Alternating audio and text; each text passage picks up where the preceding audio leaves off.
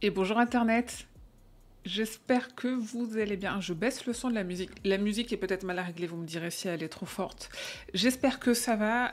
Il est 16 h pile poil. On est le dimanche 4 juin. Qu'est-ce qu'on fait aujourd'hui?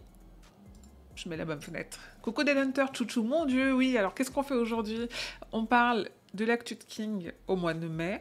Alors au mois de mai, je dis toujours au mois de mai, en vrai on parle de tout ce qui s'est passé dans l'univers de King depuis le dernier live, donc depuis début mai jusqu'à aujourd'hui. Coucou Shaki, regarde ton emote, enfin ton petit émoticône fonctionne devant ton nom. Je suis satisfaite, j'ai testé ça.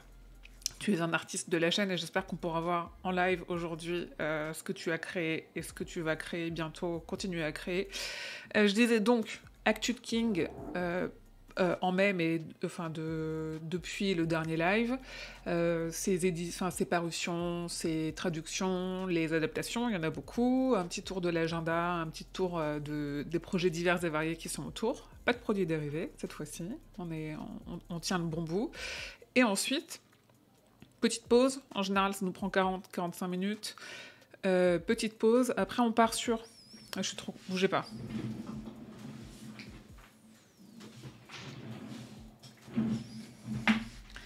Je m'étais dit, il faut pas que je le laisse sur mon lit. Après on part là-dessus, sur Charlie the Chouchou, qui est un livre, un conte pour enfants, écrit par King, sous un autre nom, qui n'est pas le nom de Richard Bachman. Ce livre a une histoire particulière, autant dans le multivers de King que dans l'histoire de l'édition. Il y a des choses assez rigolotes à raconter, donc on parlera de ça. Et de parler de ça, c'était surtout l'excuse pour... En fait, on essaie toujours de faire un jeu en lien avec King. Alors maintenant qu'on a fait Alan Wake le premier et qu'on a fait le jeu de rôle rétro inspiré de la Tour Sombre, j'ai un peu séché. Il se trouve qu'il y a des jeux The Lawnmower Man et Running Man. Lawnmower Man étant l'adaptation assez peu fidèle et complètement décriée de Le Cobaye, mais pourquoi pas. Il y a ça, mais en fait, ils sont plus disponibles légalement. Donc j'ai renoncé à les streamer. Merci quand même Dead Hunter pour les liens. J'ai renoncé à les streamer. Donc il y a Chouchou Charles que je vous présenterai un peu tout à l'heure alors si vous êtes sur le replay YouTube, la vidéo sera le replay de la partie Charlie the Chouchou et Chouchou Charles sera en ligne la semaine prochaine. Donc du coup on va streamer ça. L'idée c'est surtout de faire une intro sur Charlie the Chouchou, que je puisse vous en parler. Et ensuite de jouer un petit peu, sans doute pas très longtemps parce que ça reste un survival horror et c'est pas trop mon type de jeu, sauf si vous réussissez à me déstresser, ça on sait pas trop. Je me demandais ce que c'était justement, merci ma normale, les artistes, il y a toi, il y a Dulka qui a fait des emotes et il y a Namasté qui est du coup le graphiste officiel de Stephen King France, pas uniquement sur Twitch, qui ont cet emote artiste. Pas de figurine de Pennywise, je suis désappointée. De toute façon, les gens en ligne, les Vikings, tu vas vite avoir fait le tour. Bah ouais, du coup, là j'ai vu Choo Charms, il se finit entre 3 et 5 heures. Donc potentiellement, il y en a un peu aujourd'hui. Potentiellement, il y en a un peu la prochaine fois. Après, on peut juste tout simplement se dire qu'on fait un jeu un peu d'horreur, un jeu proche de son univers. Genre là, il y a Decarnation qui est sorti, mais à mon avis, je le streamerai avant le mois prochain. Et que je mettrai pas sur la chaîne YouTube, hein, tout simplement. Tout simplement. Là-dessus, nous allons partir normalement, si j'ai bien fait les choses. Vous voyez mon conducteur. Ah mais non, parce que c'est ça. On est bon. On est mieux. On est mieux. Dans l'actu de King, alors c'est pas forcément, en effet, comme je disais, l'actu de King, juste au mois de mai, c'est depuis le dernier live.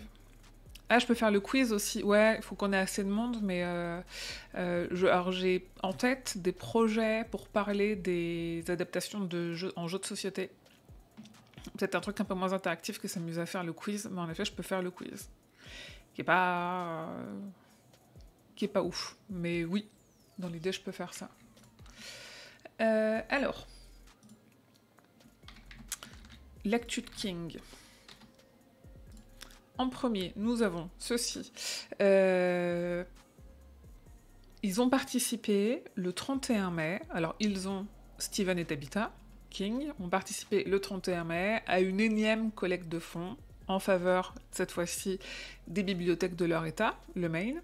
Ils ont donné un discours qu'ils ont appelé une keynote, mais en vrai, en anglais, c'est un discours. On sait pas trop de quoi ils ont parlé. Vu que c'est un événement caritatif qui est là pour récolter des fonds, le but, c'est que ce soit un contenu un peu inédit qui est proposé. Si on peut parler de contenu, ça reste un contenu. Donc, c'est d'avoir des guests qui sont connus.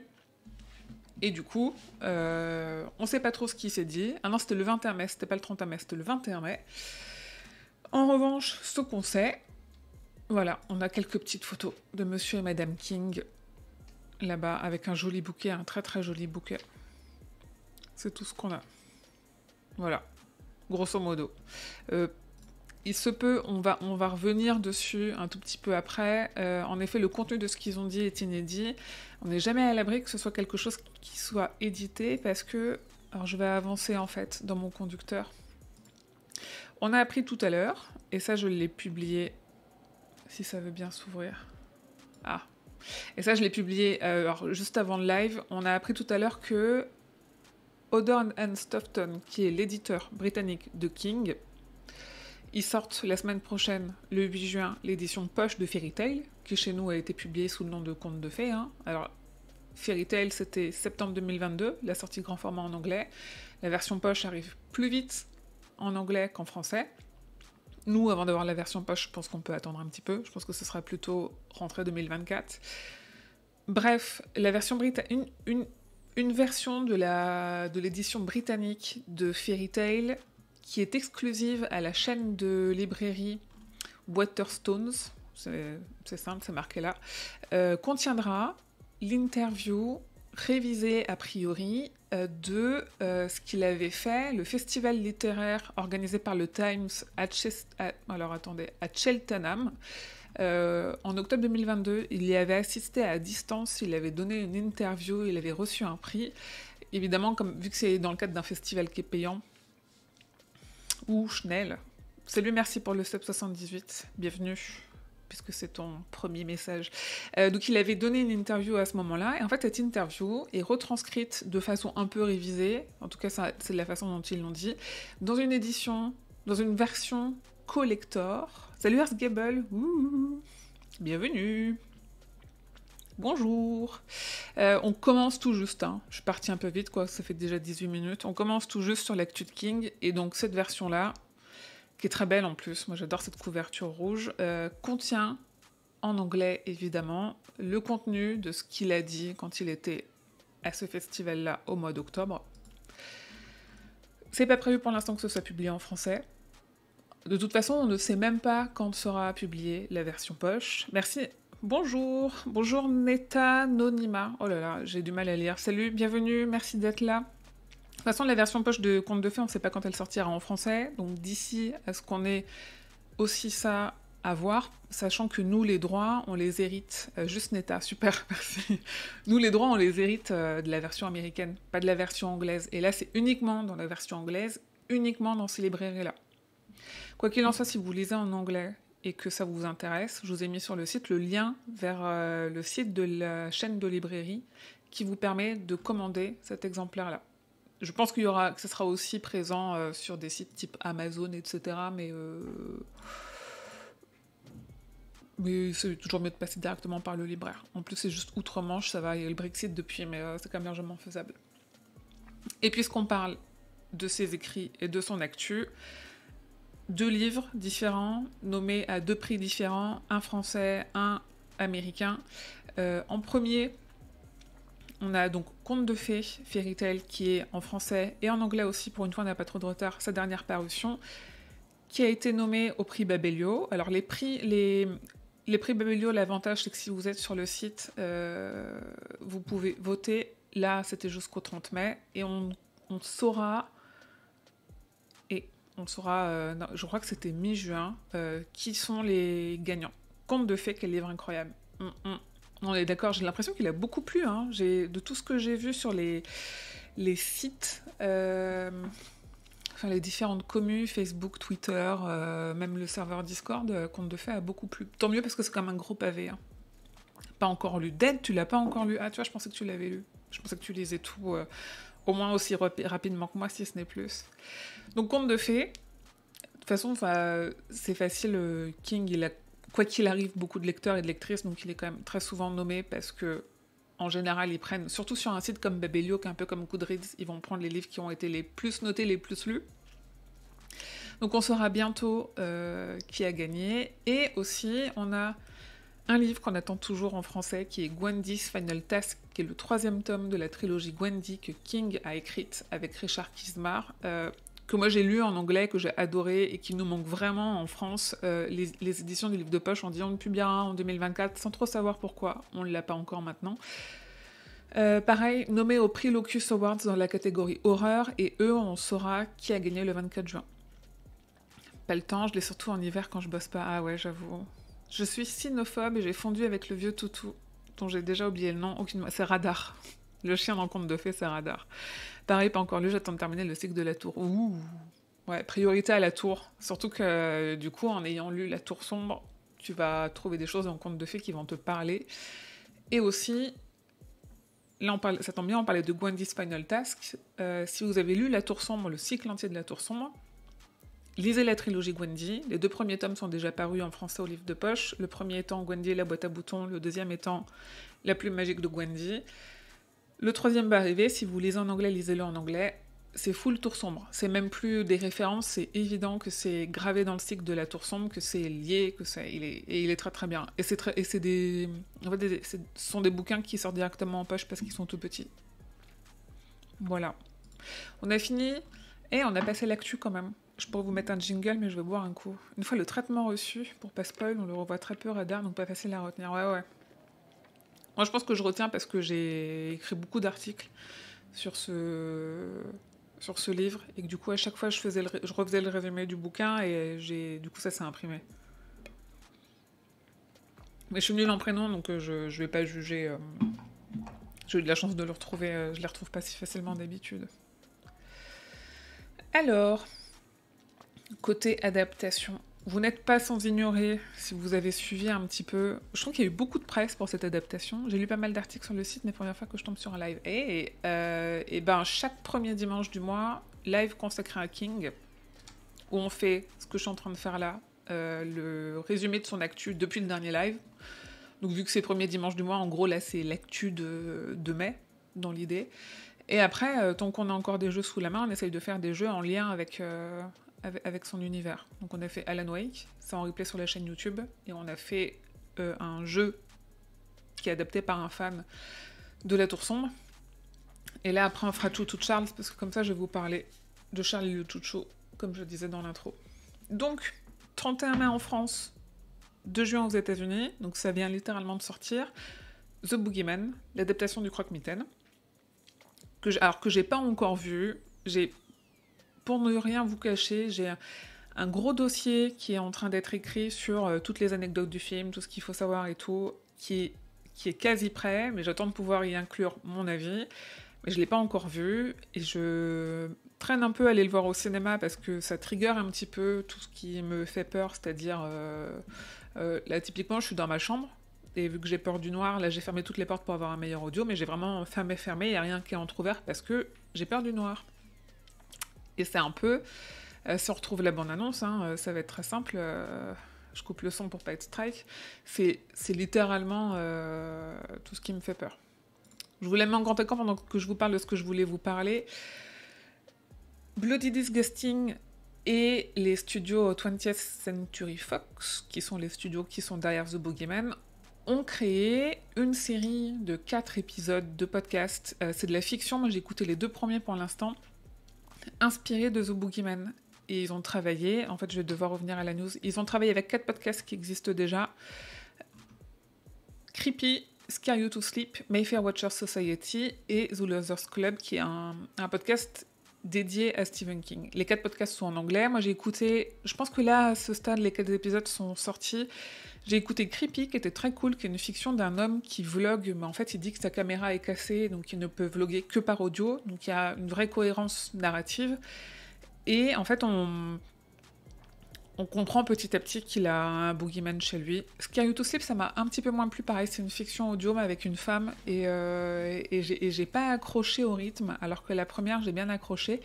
Et les deux autres, ils sont sortis, je les ai pas encore écoutés. Mais vous pouvez... Ça se trouve directement sur leur flux de podcast. C'est produit par Bloody Disgusting et par la 20th. Mais c'est directement sur les flux de ces 4 podcasts-là. Et c'est assez cool. Ah non, dis pas ça, arrête. Non, on blague pas avec ça, c'est pas bien. Il y a personne hein, derrière mes rideaux. Attends. Non, c'est bon, il y a personne. On repasse. Je pourrais me retourner, hein, mais je vais pas faire cet affront. Sur The Boogeyman, il y a une affiche qui est sortie entre-temps, mais alors du coup, vous avez dû la voir, parce que maintenant que le film est sorti, on l'a beaucoup vu. Juste Randall Flagg, c'est rien. Non, mais ça va, Randall, il est gentil, en vrai. Je suis sûre qu'on a le même but, lui et moi, le même dessin, donc ça va le faire. Tant que c'est pas le cow-boy de l'espace. Moi, j'adore cette affiche. Je sais pas trop. Alors, ça a l'air d'être assez peu diffusé quand même en France, parce que j'ai vu, genre sur le groupe Facebook, beaucoup de personnes qui se plaignaient que c'était pas diffusé proche de chez elles. En même temps, c'est un film, je le rappelle, qui n'était pas prévu au cinéma. Donc, c'est King, quand il a vu une première version, il a dit... En fait, il est fait pour être vu au cinéma parce qu'il est fait pour être vu à un endroit où les jumpscares vont être hyper forts parce qu'il y a toujours un effet sonore et où en fait les gens sont plongés dans le noir. L'affiche est cool. Et, mais il est dans assez peu de salles. Et j'ai pas vu d'affiche, moi. Pourtant, je suis à Paris. Donc, s'il y a un endroit où on voit des affiches de films, c'est quand même à la capitale. Et j'ai pas vu d'affiche. J'ai pas vu celle-là, en tout cas. Et celle-là est assez cool. Voilà pour The Boogeyman. J'espère le voir ces prochains jours et je vous ferai un avis. Je sais pas si certains et certaines d'entre vous l'ont vu déjà. Mais voilà. Dites-moi, n'hésitez pas. Je sais que les premiers retours sont plutôt... il fait peur et il est bien, mais c'est pas... En fait, j'ai vu beaucoup de retours qui disaient que c'était plus une prolongation de la nouvelle de King, c'est une nouvelle de 20 pages en même temps que vraiment l'adaptation. Évidemment que ça va beaucoup plus loin. Je pense qu'il va être assez efficace pour les personnes qui ont peur du noir et que pour les autres c'est un peu sans intérêt. Et en même temps, c'était un film qui était prévu pour le streaming, il n'a pas besoin d'avoir plus d'ambition que celle-là. J'hésite à faire une demi-heure de route, bah ouais, voilà. Alors que j'imagine que t'as des cinémas plus proches, quoi. Et donc, alors The Boogeyman, le film, il a été réalisé par Rob Savage. Et Rob Savage a dit dans 2 interviews différentes récemment, une pour le podcast The Losers Club, non, l'autre podcast en anglais consacré à King, The Kingcast, et une pour le site The Digital Fix, que lui, ce qu'il aimerait bien faire comme adaptation de King, c'est Les Langoliers, qui existe déjà, hein, voilà, on a une image du téléfilm, donc de la mini-série, le téléfilm en 2 parties, Les Langoliers qui existe, qui baigne complètement dans son jus, mais qui, je trouve, est un petit plaisir coupable. Lui, il a dit qu'il aimerait bien le faire, et que c'est quelque chose dont il a déjà discuté avec King, et que King a l'air de lui avoir dit « Oui, ok, pourquoi pas, ça serait marrant », mais en fait, le souci, c'est que cette histoire-là, y a un problème de droit parce que ni King ni Rob Savage ne savent à qui appartiennent les droits d'adaptation. Le téléfilm était cool, ça fait longtemps, ça me rajeunit pas. Ouais, ça fait pas partie des téléfilms que j'ai vus à la télé quand j'étais gamine. Je me replace face à mon écran. Moi, j'ai grandi avec l'Atomic Knockers, plutôt. Et La Tempête du siècle. Trop bien, La Tempête du siècle. Avec un super caméo de King en roue libre dedans, oui. Attends, on va essayer de le trouver. Ça marche si je mets ça? Eh bah... Premier résultat. Ça, chapitre 2, il va être là. Moi aussi avec le fléau. Ah ouais, le fléau... Il n'y a pas le son, attendez, hop. Je vous coupe la musique. Clap, clap, clap, clap. Il est là au bout. Il est là. Ah, incroyable. Coucou. Attendez. Je mets pas le son, hein, peu importe, parce que de toute façon, sinon je pense que je vais me faire strike. Yes. Je viens d'acheter les DVD Atomic Knockers à 2 €, justement. La moustache du swag. La moustache est d'époque, hein. Là, on baigne dans le jus. 93, je crois, le téléfilm, c'est ce qu'on disait. Allez, avance. Merde. Ah, elle est pas incroyable cette image. Moi j'aime bien. Alors c'est l'époque où il est bouffi par l'alcool, hein. Par contre, c'est pas une question de poids, c'est vraiment une question de substance consommée là pour le coup. Les Langoliers c'est 95. Donc la stache comme ça, et les lunettes, hein, c'est clairement 95. Ce look j'adore. Ouais. J'ai un truc déguisé cet été, je me dis, faudrait que j'arrive à trouver un look iconique de King et me déguiser en ça.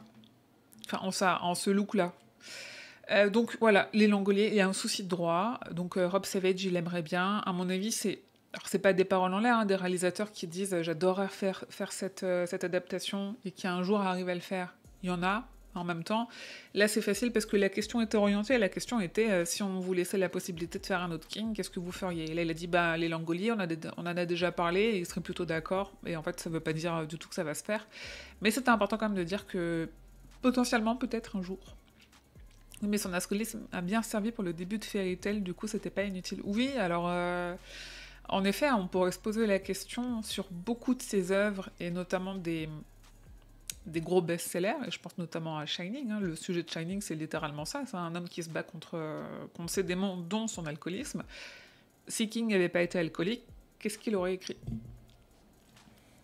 Et en même temps, peut-être s'il n'avait pas été alcoolique, il aurait écrit d'autres choses, peut-être moins torturées.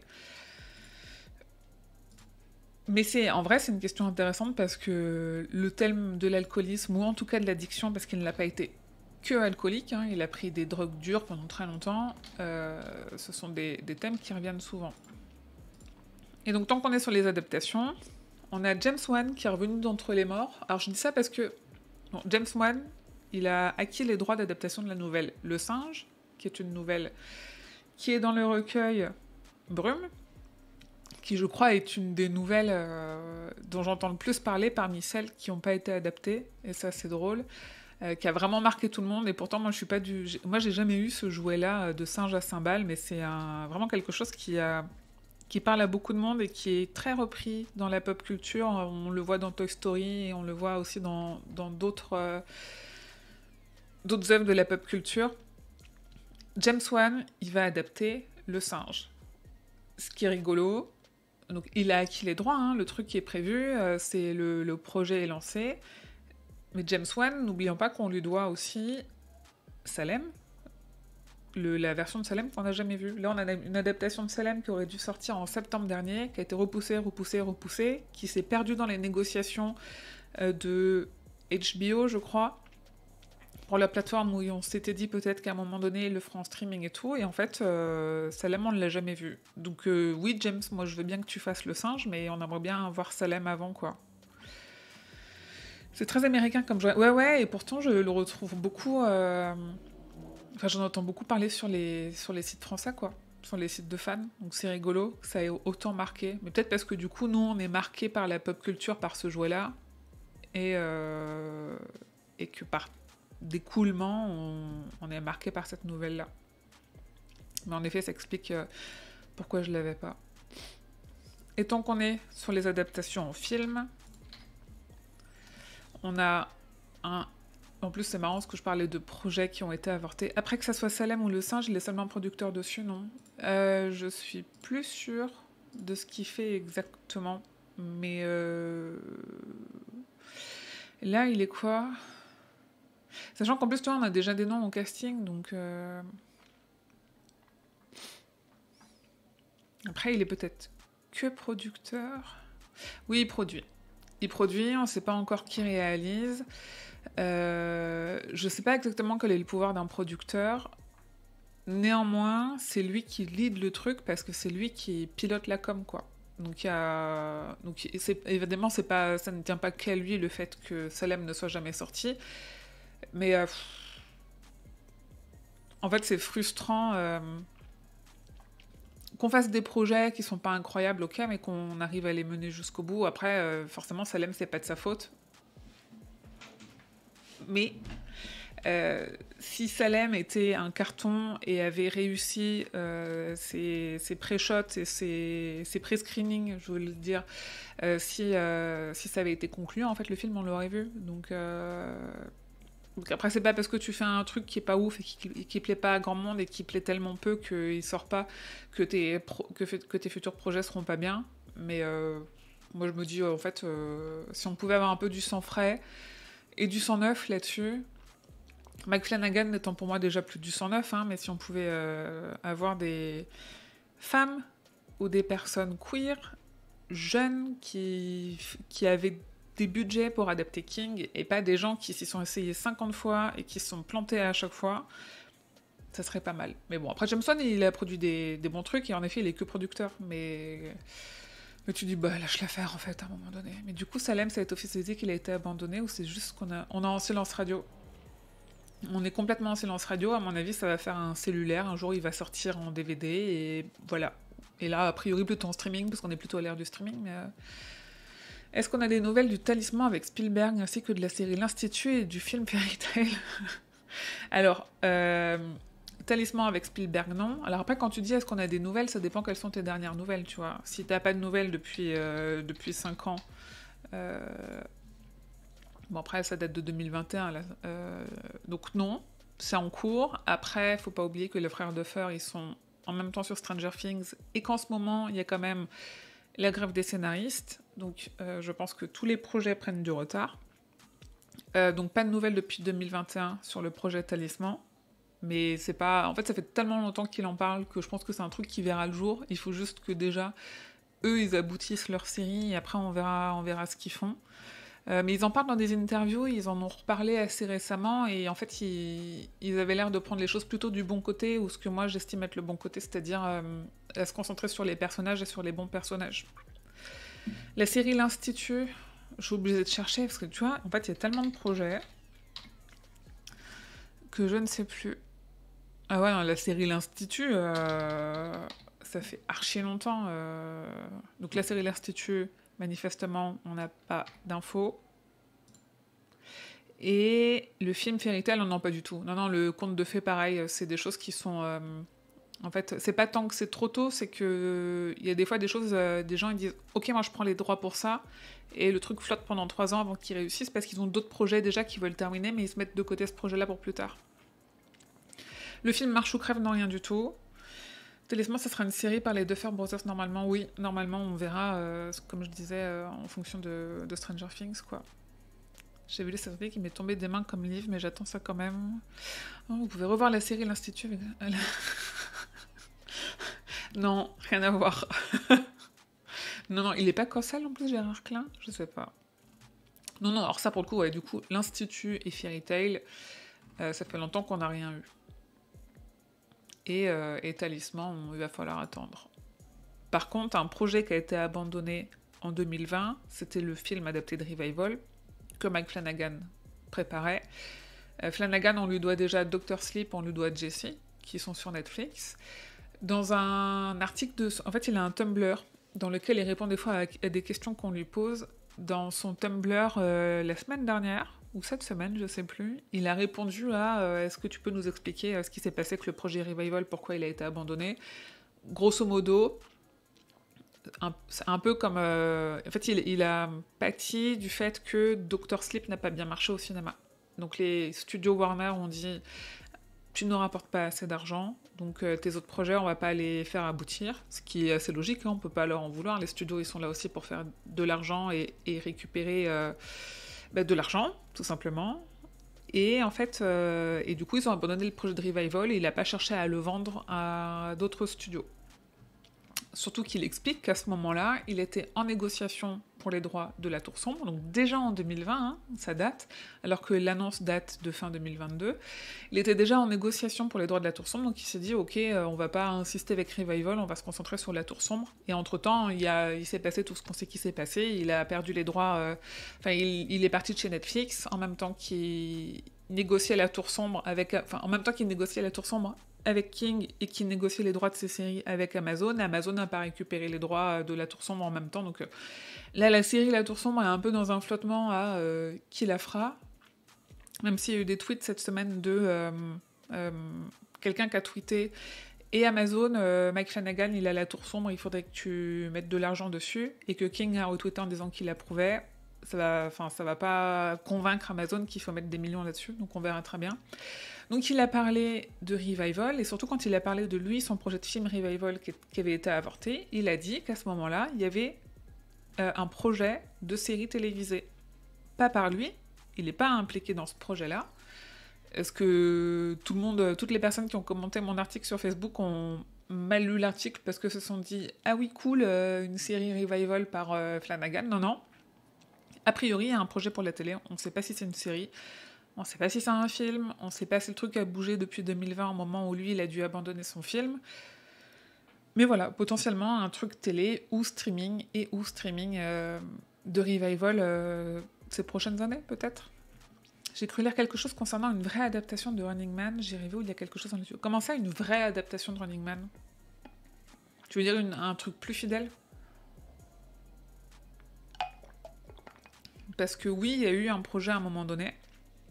Alors, comme avec 90% des œuvres de King, hein, mais pareil, on n'en a pas entendu parler depuis archi longtemps. Pas le truc des années 80. Oui, oui, un truc récent, tu veux dire. Alors, je sais pas, vraie adaptation, ce que tu entends par là, mais oui, il y a eu un projet de nouvelle adaptation et on attend. Comme la plupart des projets d'adaptation, hein, j'ai envie de te dire. Et au final, dans tout ce qu'on entend parler, il y a assez peu de choses qui aboutissent.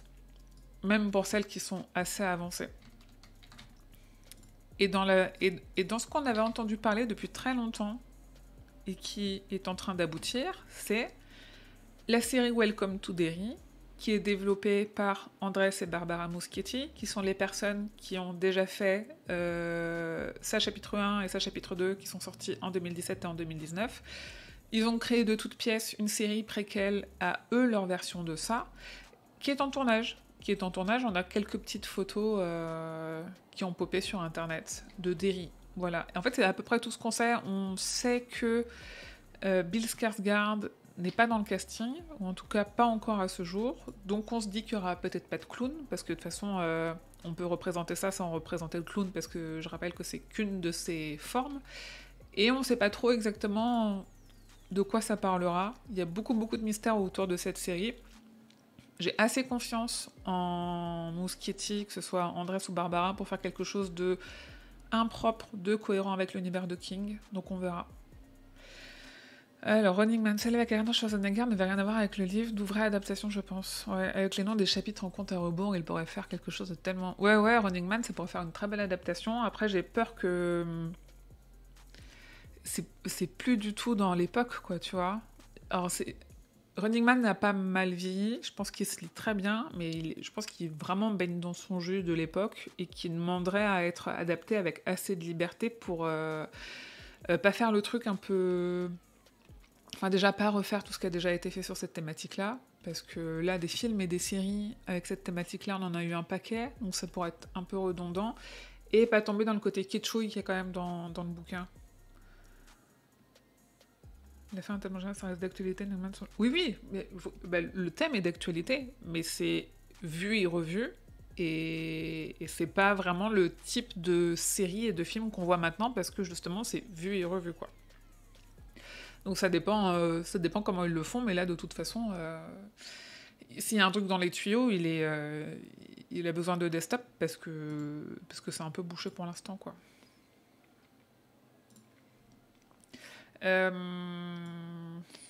Tant qu'on est sur les adaptations, j'ai encore 2 trucs à vous montrer qui sont des sorties en Blu-ray et DVD.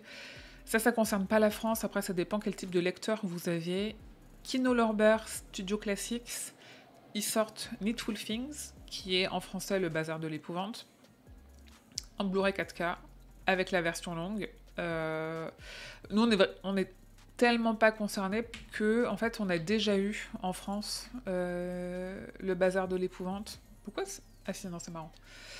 Avec la version longue. En fait, c'est une version longue inédite à la télévision qui n'avait été jamais commercialisée jusqu'à ce que l'Allemagne la commercialise et qu'après la France la commercialise. Donc nous, en France, on a déjà ça. Mais si jamais ça vous intéresse, il y a l'équivalent qui est en train de sortir aux États-Unis. Comme on bombarde de questions, merci d'y répondre. Ouais, non, pas de souci. Alors en plus, je suis vraiment là pour ça, il n'y a pas de souci. Juste les adaptations, Des fois, c'est un peu flou, donc c'est pour ça que je cherche sur le site en même temps. Et il y en a tellement. Le livre de King qui met le plus vite tomber des mains. Ah ouais, Bazar. Ah, c'est marrant. J'ai un bon souvenir de Bazar. J'ai vraiment un bon souvenir de Bazar.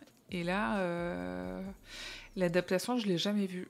Mais je l'ai, ce DVD-là. Donc je vais finir par le regarder parce que je pense qu'à un moment donné, avec le roi Steven, on va en parler. Donc du coup, je devrais regarder le film. Mais il est assez chou. Enfin, ça me fait assez envie quand même. L'histoire des voisins qui se font des coups de pute, ça m'a vite énervé. Ah oui, ok, ouais. Après, oui, si la thématique te parle pas, en effet, ça peut être un peu long. En plein dans mes lectures de ça, je vois vraiment beaucoup de potentiel avec cette série Welcome to Derry, notamment en adaptant tous les faits relatés sur plusieurs décennies dans les différents articles de journaux et les chapitres justement centrés. Ouais. En fait, ils ont l'air, pour Welcome to Derry, ils ont l'air d'avoir changé un petit peu d'orientation au fur et à mesure où ils ont parlé du projet. Parce que tout au début, on était vraiment les origines de Gripsou, d'où vient Pennywise, machin, et comment il est arrivé à Derry. Et au fur et à mesure où ils en parlaient, et où des gens se rajoutaient au projet, où donc il y avait des communications officielles autour de ce projet, ils se sont plus recentrés sur l'histoire de Derry, l'impact de la présence de ça, mais plutôt une présence un peu cachée, quelles sont les manifestations un peu de cette implication, enfin du fait qu'il y ait une créature qui est cachée dans les égouts, qui revient tous les 27 ans pour bouffer tous les gamins de la ville, hein, dans l'idée. Je pense que ça va être quelque chose de plus subtil, avec un mal moins palpable et moins visible que ça, chapitre 1 et 2, donc j'ai assez curieuse de voir ça. J'ai jamais réussi à avoir peur d'un clown, donc je ne suis pas le public de ça, j'aime trop les clowns. Oh, merci Zafiré pour le Prime. Ah, en plus, tu vois, on peut... Shaki, tu vois, on a pu tester la nouvelle alerte. Merci pour l'abonnement, 5e mois. 5e mois d'abonnement, merci beaucoup. Un épisode égale une époque, ça pourrait être chouette. Ouais, j'ai pas l'impression que c'est ce qu'ils vont faire, mais ils ont l'air d'aimer les flashbacks parce qu'ils nous ont fait un chapitre de full flashback. Donc, à voir. Exactement pour ça que je l'ai fait. Écoute, moi je pense qu'on n'a pas assez vu cette alerte, donc n'hésitez pas à donner vos primes, à sub, à aller dire aux gens qui sont en train de streamer de venir raid, parce que après, c'est la même pour tout pour l'instant, mais bientôt on en aura plusieurs, des différentes. Merci beaucoup en tout cas. Donc voilà, ouais. Moi, j'avoue que ma lecture de ça, elle est trop lointaine pour que je me rende compte de ce qui est exploitable ou pas, sans trahir ce qu'a déjà créé King autour de Derry. J'ai été traumatisée par les flashbacks avec l'adaptation récente du Fléau. Tu as été traumatisée par l'histoire que racontaient les flashbacks ou par la qualité du rajeunissement des acteurs et des actrices dans les flashbacks? Moi, c'est ça. Moi, le 2, je l'aime pas à cause de ça. Parce que je sais plus comment ils appelaient ça, le fait de rajeunir numériquement. Les gamins qui jouaient dans le premier, qui avaient 3 ans de plus, j'ai trouvé ça assez mal fait. Mais le 1 est tellement bien. Et pour finir, la partie adaptation. Zéphirel, tu tombes à point nommé parce que c'est toi qui as envoyé cette info sur Twitter. La parution au mois de septembre d'un magnifique coffret des évadés. J'ai pas suivi le début, mais le personnage de Derry peut être assez fou. Ouais.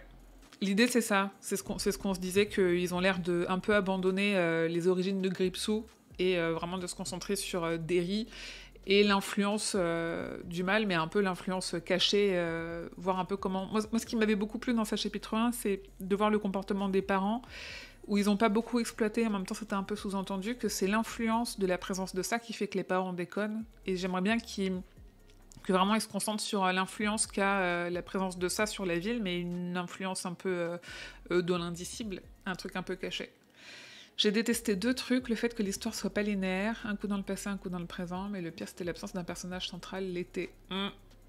Ouais, l'été ça m'a pas tant déplu. Moi j'ai beaucoup de mal avec les flashbacks, là-dessus je te rejoins, et notamment en littérature, pour moi la lecture de ça a été une très bonne expérience, en même temps assez pénible et assez compliquée parce que je m'y retrouvais pas. Mais ouais, mais le chapitre 1 est beaucoup trop beau pour réussir à faire quelque chose avec le chapitre 2.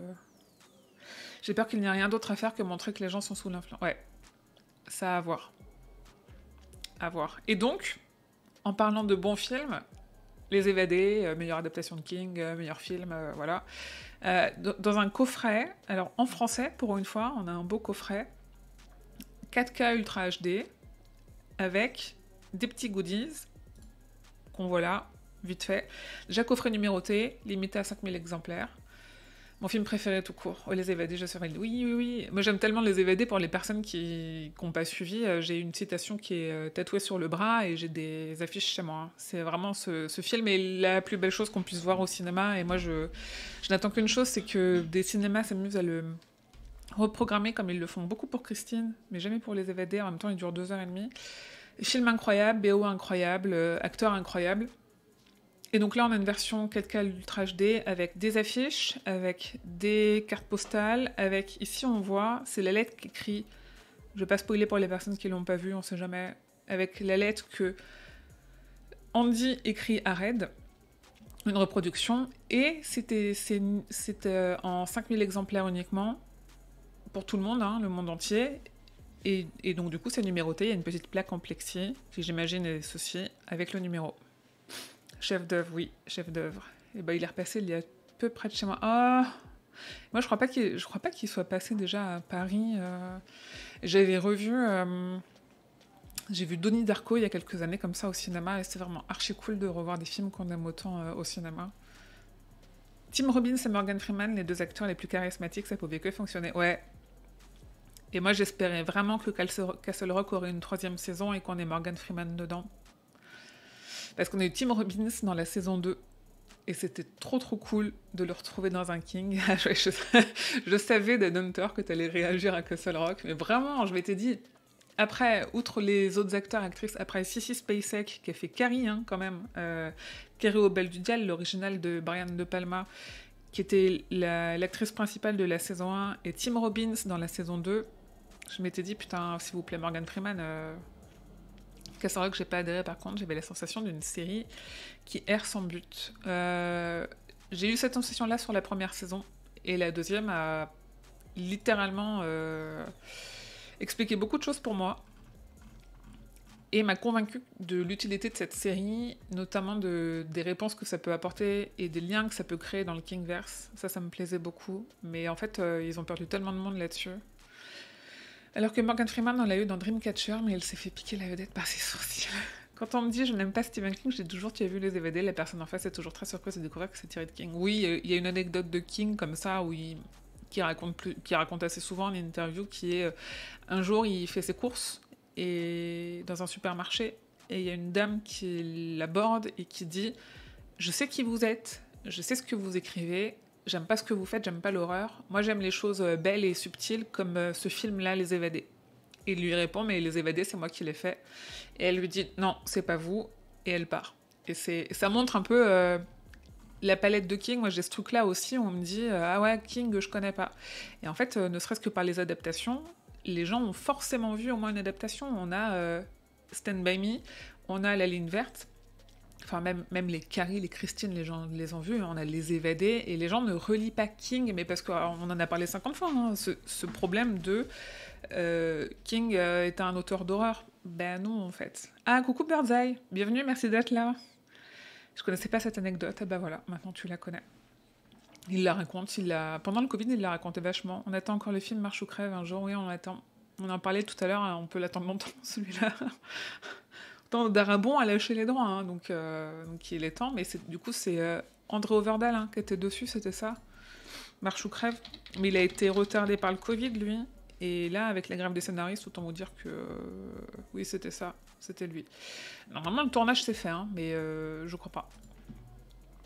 J'aime pas trop ces livres d'horreur, je les préfère en SF et depuis peu en fantasy. En SF King en SF c'est intéressant ça. Si tu pouvais me dire quelle est à toi ta définition de la SF, parce que pour moi, King ne fait pas de SF, il a fait quelques nouvelles peut-être, notamment celle où il se téléporte. Ah oui, voilà, bah tu vois, Zef, même question. La Tour Sombre, c'est du multivers, oui. La Tour Sombre, c'est le multivers de King. Le Fléau et l'Institut, c'est de la SF et pas de l'horreur. Alors, c'est pas ma définition de la SF. Running Man, c'est de la SF. Les Atomic Knockers aussi, Running Man... Quand tu vois la 4ème couverture de Joyland, en même temps, quand même, les éditeurs vendent tous ces livres en mode où là, ça fait peur. Oui, non, mais oui, c'est insupportable. Anticipation plus que SF. Ouais, moi, mon gros souci avec le mot de science-fiction, c'est que je vois des vaisseaux et de l'espace. Et je pense que j'ai une définition un peu erronée de la SF. Mais pour moi, en fait, si ça se passe pas dans l'espace, c'est pas de la SF. Mais oui. Après, on a tellement toutes et tous des interprétations sur ces thématiques. Enfin, sur ces termes-là. Ouais, c'est de la sémantique de ouf. Running Man, c'est plus de l'anticipation. Je sais même pas ce qu'il a fait après avoir bouclé La Tour Sombre. Ça fait longtemps qu'il a bouclé La Tour Sombre. J'ai raté toutes les dernières parties sur 9. Ah oui, t'as loupé. Je vais te montrer, hein. T'as loupé un paquet de trucs. T'as loupé en plus vraiment des très très bonnes choses. En fonction de ce que t'as aimé ou pas. Hein. Alors attends. Si je cherche, pour aller directement. Eh mais non, mais même pas. Après, alors ça dépend ce que tu appelles boucler La Tour Sombre, parce qu'il l'a bouclé avec un tome. Donc il l'a bouclé en 2004. Et il l'a bouclé avec un tome 4,5, 8. Un 8e tome qui se place entre le 4 et le 5. Le terme d'anticipation est bien, machin, oui, ça fait longtemps. SF de King limite la nouvelle comme une passerelle et les Atomic Knockers, oui. Et il y a un autre truc, comment ça s'appelle où ils se font téléporter sur une autre planète. Si tu aimes le King à l'ancienne, l'Institut est fait pour toi dans ses plus récents. Ouais, complètement. J'abonnais à la tour au milieu de Magie et Cristal, ça m'ennuyait. Il faut passer Magie et Cristal. C'est vraiment... Il est qui tout double, hein, celui-là, mais quand même, depuis la Tour Sombre, parmi mes préférés, je les passe. Histoire de Lisa, incroyable. L'adaptation très très belle. Il faut du temps. Blaze, mon préféré sous le nom de Richard Bachman. Vraiment, Blaze, incroyable. Tout ça, c'est des nouvelles, hein, après qui sont dans des recueils. Donc, il a fait des recueils. Pareil, du maquis, même ambiance que Histoire de Lisa, en mode pavé de 600 pages. Il faut un bon 250 pages pour y rentrer, mais la suite vaut le coup. Juste avant Crépuscule. Dôme, selon votre définition de la SF, Dôme peut être de la SF. L'accueil dans le sud, dans l'Institut, est incroyable.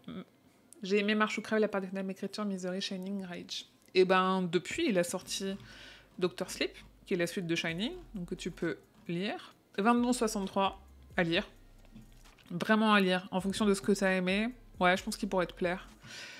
Après, t'as l'air d'être plutôt huis clos. Joyland, non. Je dis pas qu'il est pas bien, hein. Je dis qu'a priori, ça va pas trop te plaire. Il faut que tu lises Contes de Fées. La trilogie Mister Mercedes. Et Revival, moi, je suis toujours aussi déçue qu'on parle pas plus de Revival que ça, quoi. Son plus bel hommage à Marie Shelley. J'ai lu ça, mais je sais pas s'il méritait d'être aussi long. Ah, ça dépend. Domi m'est tombé des mains 350 pages pour une gréade, ça m'a usé. Ouais, moi, Dôme, la thématique ne me parlait pas. Donc j'ai eu beaucoup de mal. C'est vraiment pas mon type de littérature. L'histoire de Lysée, je l'ai tellement aimée que j'ai pas réussi à regarder la série malgré le casting et la réelle de qualité. Ouais, alors en plus, la série Histoire de Lysée, c'est King qui a écrit le scénario. Parce que c'est son histoire la plus personnelle. En gros, c'est une histoire d'amour d'un auteur avec sa femme. Et lui, il décède et ça parle un peu de qu'est-ce qui reste une fois qu'il est parti. Et c'est vraiment ce qu'il considère être son histoire la plus personnelle. Et il s'est dit, ok, quitte à ce que ce soit adapté, c'est moi qui vais l'écrire. Et c'est vraiment très très beau. Je trouve que la photo sur cette série est incroyable. C'est assez juste, c'est assez... tu dis, pour une fois, il a écrit un bon scénario. Il nous a un peu sorti du trauma Shining et le fléau avec... J'ai oublié son nom, là, celui qui a fait Shining, la mini-série, et le fléau, la mini-série. Revival, ouais. Revival, tellement cool. Et on n'en parle pas, personne ne parle de Revival. Pourtant, McFlanagan a essayé de l'adapter et personne n'en parle. C'est vraiment de l'horreur à l'ancienne, mais en mode Mary Shelley, quoi. On est complètement dans le mythe de Frankenstein. Donc, Carnet Noir, c'est toujours la trilogie Mister Mercedes. Des recueils de nouvelles. Charlie the Chouchou, dont on parle tout à l'heure. Oui, la trilogie Gwendy aussi, qui est excellente. Sleeping Beauties, on passe. L'Outsider, ça s'inscrit un peu dans tout ce qu'il a fait autour de la trilogie Mister Mercedes. Élévation, excellent. Tout petit livre, excellent. Une des meilleures choses qu'il a faites ces dernières années, qui se lit très très vite. L'Institut, très bien. Si ça sienne, on est sur un recueil. Après, c'est marrant, il m'a pas du tout marqué, ce livre-là. Mais alors, pas du tout. Salut Baba Lolo, bienvenue. Billy Summers, très bien, très violent. Et Contes de Fées, très bien aussi. Et vraiment des styles très différents. Hein. Là, on est sur 2 parutions. Entre Contes de Fées et Billy Summers, il y a des univers entiers. Jessie en huis clos, c'est très bien, ouais. Je préfère garder mes images mentales en vrai. Jessie, je l'ai lu, je crois que j'ai vu le film, mais j'en ai pas de souvenir. McFlanagan, hein, derrière Jessie. Très bonne adaptation. Et pourtant, c'est pas évident, hein, parce que c'est quand même une femme toute seule attachée à son lit. Donc, pour adapter ça, il faut y aller. Ah, mais j'ai pas eu d'alerte. Merci pour le follow, j'écarte tant. Merci beaucoup. Revival Élévation me donne très envie. Et ben voilà. Go lire Revival et Élévation. Écriture, mémoire d'un métier, ouais. Mais là, tu vois, on parlait des trucs qui sont sortis depuis La Tour Sombre. Mais écriture est très bien. Ah, des conseils de livres de King où l'horreur prend peu de place. Oui, bah, Élévation. Colorado Kid en roman court, tu conseilles? Oui. Alors, ça fait longtemps que je l'ai lu, mais il est assez chouette. On est plutôt sur un mood un peu enquête. J'ai pas trop aimé le film de Jessie. Ah, moi, je l'ai bien aimé. Ça, pourtant, j'en attendais beaucoup de choses parce que c'était une des adaptations que j'avais vraiment envie de voir. Où je m'étais toujours dit, ok, quitte à adapter To King, laquelle j'ai vraiment envie de voir, c'était Jessie. Et je l'ai vraiment bien aimé. Écriture, ce livre a changé ma vie. Ouais, moi non, mais je comprends. Élévation, c'est noté, je reviens le mois prochain pour dire si ça m'a plu. Très bien, oui, rendez-vous le... Attends, est-ce que je serai là? Ouais, le 2 juillet. Pour en reparler. Et en vrai, si je stream entre-temps et que je stream des trucs qui n'ont aucun rapport, viens me parler de King, ça me fait toujours plaisir, quoi. Ben voilà, les adaptations... Enfin, en tout cas, moi, sur la partie news des adaptations, c'est tout. Du Maki me tente bien, mais 800 pages. Oui, c'est vraiment la période face de King. Il est costaud. Il est costaud.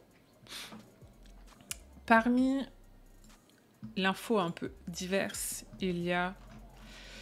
Si vous suivez un peu les podcasts qui sont produits par Stephen King France et par le label Podcut, est sorti le 19 mai, comme le 19 de chaque mois, un nouvel épisode de la 19e Palabre. Donc là, c'est l'épisode 5, où on a lu le 5e chapitre du tome 1 de La Tour Sombre, Le Pistolero, où on en parle pendant 2 heures, parce qu'on a toujours beaucoup de choses à dire. Donc on a fini enfin de parler... Enfin, c'était bien, on a fini de parler du Pistolero, et on fait demain, ici, avec Zéphiriel et Grand Poil, à 21h sur cette chaîne, un live où on va complètement spoiler le cycle, hein, comme on le fait dans le podcast, on mettra tous les warnings qu'il faut, où on revient un peu sur les personnages, les concepts, les théories, on discute un petit peu de ce tome 1 et du cycle en général, si vous voulez parler du cycle en général. Après son accident, j'ai cru que King arrêterait d'écrire, alors j'ai arrêté de suivre son actu, et au final, il a écrit plus que jamais. Bah, en fait, une fois qu'il s'est remis de son accident, il a continué à écrire. Et du coup, c'est intéressant parce que si tu as un souvenir de King avant son accident, tu vas vraiment te rendre compte en lisant ce qu'il a fait récemment, le basculement qu'il y a eu dans la façon dont il traite les sujets. C'est-à-dire, c'est toujours un auteur engagé et tout, mais il y a vraiment un niveau de subtilité qui a complètement changé. Colorado Kid, par contre, il faut vraiment le prendre pour ce qu'il est, c'est-à-dire un hommage au mystère et au livre d'enquête. C'est un presque exercice de style, je trouve. C'est souvent le King le moins aimé. Moi, j'ai beaucoup aimé. C'est une des bonnes respirations. Ouais, c'est vrai que c'est une bonne respiration entre deux gros livres. Il a arrêté de prendre des tonnes de coke, j'imagine, à l'alcool. Oui, mais ça, il avait arrêté avant l'accident. Et justement, son accident, ça a été un gros sujet parce que il était sous morphine et d'autres antidouleurs. Il avait très très peur que ça le fasse replonger dans l'addiction. Donc, les 19e Palabres, épisode 5. Ce qu'on enregistre demain soir sera disponible comme un épisode 6 le 19 juin. Mais si vous êtes là demain soir, c'est cool. Comme ça, on pourra discuter. Sinon, j'avance sur l'actu. Colorado Kid a donné la série Even qui est sympa sans plus. Oui, sympa sans plus. Mais qui a pas mal de saisons quand même. Donc, qui a bien tenu. Folio Society, qui est un éditeur britannique, il publie une édition illustrée de Cimetière en anglais, donc de Pet Sematary. Il l'avait déjà fait pour Misery. Là, la différence de Misery, ce sera pas en édition limitée. Donc c'est joli, il y a des illustrations d'Edward Kinsella, mais c'est pas une version inédite, quoi. 5 saisons, impossible de trouver un coffret à prix abordable, j'avoue. Je crois que j'ai les premières saisons. Gros cœur sur Katie Bates, une de mes actrices préférées, qui a joué dans 3 Kings, mais qui n'a été créditée que dans 2 Kings. Ça, c'est rigolo.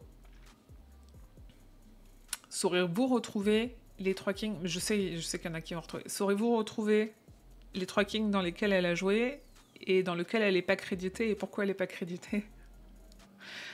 Genre, je pense qu'on va finir ce live à 20h si on veut jouer après. Chaud, là je saurais pas dire. Je suis sûre que Dead Hunter est en train de taper, je suis sûre qu'il sait. Oui, ce qui est drôle d'ailleurs, c'est que la série reprend les personnages, mais qu'aucun épisode n'a vraiment l'intrigue du livre. Alors, le Pistolero, on a déjà comparé les deux versions. On l'a fait au fur et à mesure de la lecture. Mais je sais pas si Zef est encore dans le chat ou pas. C'est lui, notre expert V1, V2, parce que moi j'ai la V1, j'ai les deux versions aussi, mais j'ai pas fait l'effort qu'il a fait de comparer les deux. Mais on peut revenir un peu sur... c'est une bonne question, ça, en vrai, revenir sur qu'est-ce que nous apprend la V1, qu'est-ce que nous apprend la V2.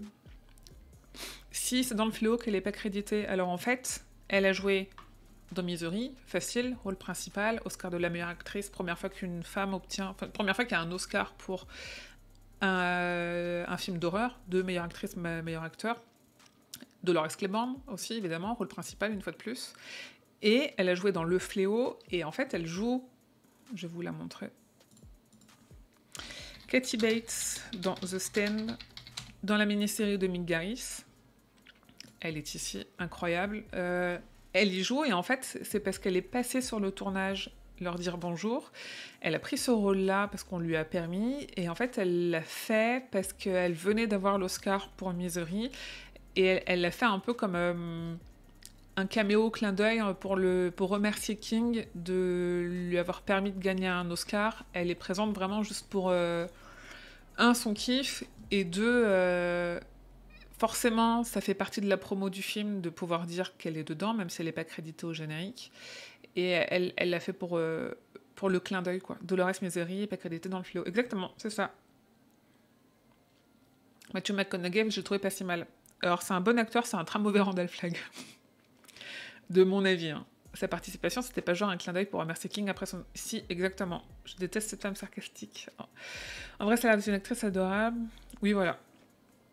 Oui, ça a l'air vraiment d'être quelqu'un d'adorable. Et je trouve que dans les rôles de méchante, elle est... Genre dans American Horror Story, elle est fantastique, quoi. C'est vraiment une actrice incroyable.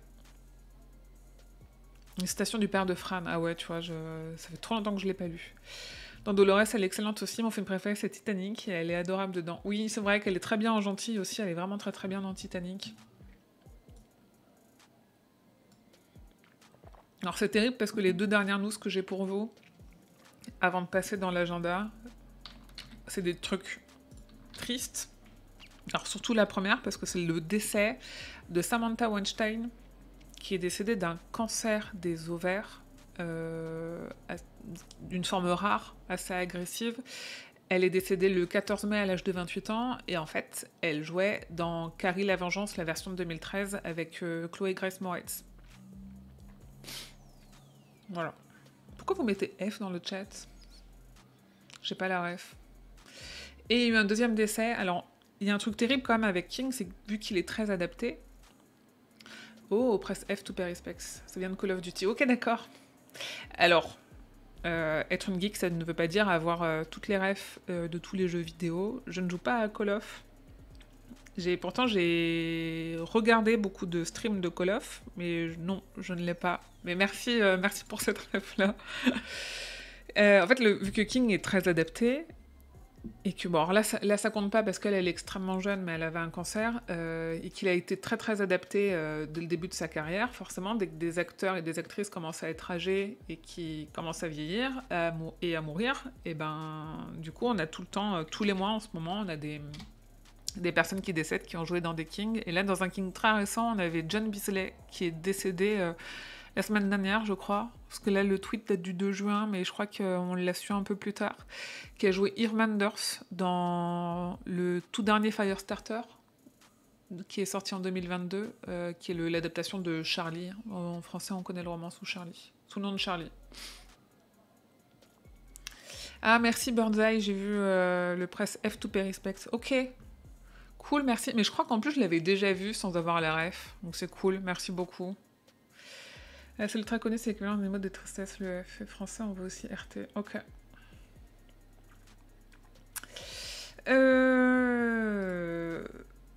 Voilà. Donc Irmander, c'est Samantha Weinstein. Pour la partie nécro de ce mois-ci, c'est terrible, hein. Et côté agenda, on dit aussi F des fois quand le stream plante. Ok, ouais, en fait j'ai cru qu'il y avait un bug ou qu'il y avait genre un truc à modérer, et en fait pas du tout. Mais je stream pas depuis longtemps en plus, donc... L'agenda. Il va rien... Là pour l'instant il se passe rien du tout cet été, mais avant cet été, bon là c'est le live Twitch dans lequel on est maintenant. Le live Twitch de demain dont je vous parlais, où on parle du premier tome de La Tour Sombre avec les copains de la 19e Palabre.